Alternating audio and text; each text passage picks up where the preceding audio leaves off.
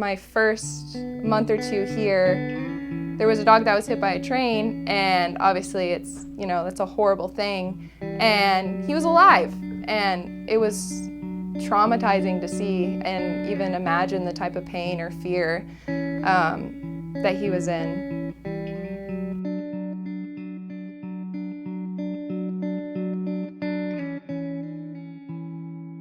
Hi, my name's Maddie Burden. I am a vet tech with City of Corpus Christi Animal Care Services, and this is really like my first job in animal welfare.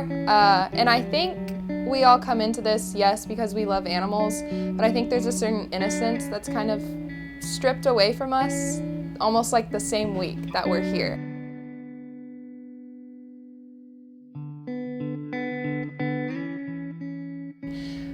We get mass cruelty cases of 30, 40 plus animals that are all in conditions you don't even want to imagine. And it's normally as a kid and before working here, driving past a shelter, it kind of evokes some sort of emotion from you, just like a sadness, but actually coming here and living it, Monday through Friday, 8 to 5, and it's not really something you leave at work either. It's always something that comes home with you. You're always thinking, there's more I could do. What am I missing? There's something I'm not doing. Wondering, what more can I do to better the care here? And a lot of the times, even when you do everything you possibly can, it doesn't matter. It doesn't, because shelter overcrowding is a nationwide crisis right now, and it's almost we'll get a rescue to come and tag almost a dozen animals, and then by next week we have another mass cruelty case that we have to bring in. And so it's almost like for the past 5 months we've been at max capacity and well over our capacity to care. We don't have the amount of staff to take care of everybody who needs everything.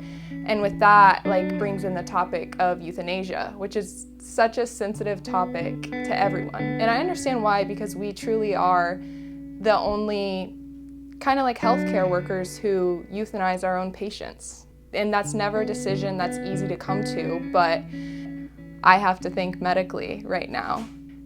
Working here has really brought out kind of the light and the difference of, when is it humane for this animal to keep living? And no one ever wants to make the call of okay, it's time, we've gotta do something, and no one's helping us get this animal out, so our call is we're gonna humanely euthanize this animal.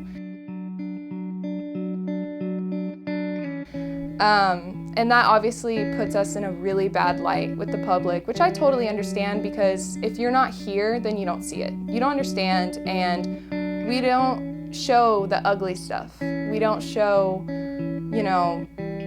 the animals that are hit by a train and yet still breathing. A part of me wishes that we showed the ugly stuff more, that the public could see the same things that, me and so many of my other coworkers see just on a day-to-day basis, because maybe that would open a different door of conversation, because we kind of tiptoe around really what's going on, but that's not solving anything. And I think at the end of the day, I don't know if it'll ever change the way we're seen by the public, and that's obviously not why I work here.